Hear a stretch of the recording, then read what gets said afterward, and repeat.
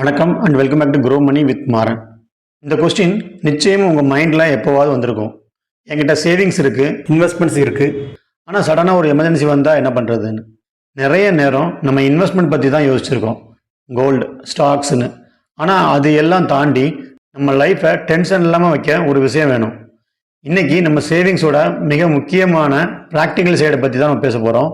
அதுதான் emergency fund. இந்த video மூலமாக உங்கள் ஃபினான்ஷியல் லைஃப்பை எப்படி செக்யூர் பண்ணுறதுன்றதை பார்க்கலாம். ஃபர்ஸ்ட், இந்த எமர்ஜென்சி ஃபண்ட்னா என்ன? சிம்பிளாக சொன்னால் இது உங்கள் சேஃப்டி நெட்டு மாதிரி. ஒரு இமேஜின் பண்ணுங்கள், நீங்கள் ஒரு பில்டிங் மேலே நடந்து போயிட்டுருக்கீங்க. கீழே ஒரு சேஃப்டி நெட் இருந்தால் உங்களுக்கு கீழே விழுகிற பயம் இருக்காதுல்ல, அதுதான் இது. சடனாக ஒரு ப்ராப்ளம் வந்தால் யார்கிட்டையும் கைகட்டி நிற்காமல், லோன் கேட்காம சர்வே பண்ண யூஸ் ஆகிற பணம் தான் இந்த ஃபண்டு. ஒரு 1-2 மாதம் வேலை இல்லாமல் இருந்தாலும் கவலை இல்லை.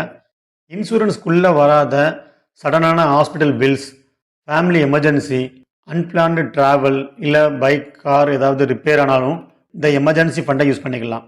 ஒரு விஷயத்த கிளியராக புரிஞ்சுக்கோங்க, இது இன்வெஸ்ட்மெண்ட் இல்லை. இதில் இருந்து நீங்கள் பெருசாக இன்ட்ரெஸ்ட் எதிர்பார்க்கக்கூடாது. இது உங்கள் கஷ்ட காலத்தில் உங்கள் கூட நிற்கிற ஒரு பெஸ்ட் ஃப்ரெண்டு. நிறைய பேர் நான் சேவ் பண்ணுறேன்னு சொல்லி மிஸ்டேக் பண்ணுறாங்க. நீங்கள் இதில் எந்த மிஸ்டேக் பண்ணியிருக்கீங்கன்றதை பாருங்கள். ஃபர்ஸ்ட், பெர்ஃபெக்ட் டைம் வெயிட் பண்ணுறது. ஒரு பெரிய அமௌண்ட்டுக்காக வெயிட் பண்ணுறது. என்கிட்ட 10,000 வந்தால் தான் நான் சேவ் பண்ணுவேன்னு வெயிட் பண்ணுறது. டைம் தான் காசு. சின்ன அமௌண்ட்லேயே நீங்கள் ஸ்டார்ட் பண்ணுங்கள். Second one, savings. ஸோ என்கிட்ட சேவ் பண்ணுறதுக்கு எதுவுமே இல்லைன்னு நம்ம நினைக்கிறது. சேலரி வந்த உடனே எல்லாத்தையும் செலவு பண்ணிடுறது. மீதி இருந்தால் சேவ் பண்ண நினைக்கிறது. யூஸ்வலாக மீதி எதுவுமே இருக்காது.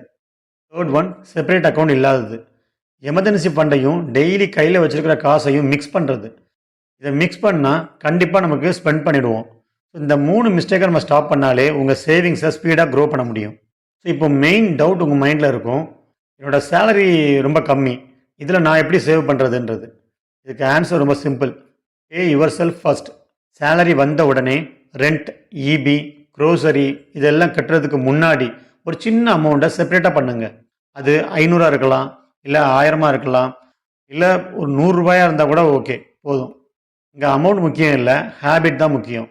ஒன்ஸ் நீங்கள் சின்ன அமௌண்ட் சேவ் பண்ண ஆரம்பிச்சிட்டிங்கன்னா உங்கள் மைண்டுக்கு அது பழகிடும். ஒரு 6 மாதம் கழித்து பார்த்தீங்கன்னா இந்த ஹேபிட்டே உங்கள் சேவிங்ஸ் அமௌண்ட்டை ஆட்டோமேட்டிக்காக இன்க்ரீஸ் பண்ண வைக்கும். ஓகே, ஒரு சின்ன கால்குலேஷன் பார்ப்போம். நீங்கள் மாதம் 1000 ரூபாய் சேவ் பண்ணுறீங்கன்னு வச்சுப்போம். ஒரு வருஷத்தில் உங்ககிட்ட 12,000 ரூபாய் இருக்கும்.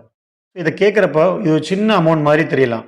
ஆனால் சடனாக ஏதாவது ஒரு செலவு வந்ததுன்னா, இல்லை ஒரு ஃபங்க்ஷனுக்கு காசு தேவைப்படுதுன்னா, யாருக்கிட்டையும் நம்ம கடன் வாங்காமல் இந்த 12,000 இருந்து நீங்கள் எடுத்து யூஸ் பண்ணலாம்.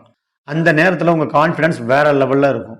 முடிவாக நான் ஒன்று சொல்கிறேன், சேவிங்ஸ்ன்றது ரிச் ஆகிறதுக்கு மட்டும் இல்லை, யாரை பற்றியும் நம்ம பயம் இல்லாமல் நிம்மதியாக வாழ்கிறதுக்கு. ஸோ சின்னதாக ஆரம்பிங்க, கன்சிஸ்டண்ட்டாக பண்ணிட்டுருங்க. தேங்க்ஸ் ஃபார் வாட்சிங். Happy investing.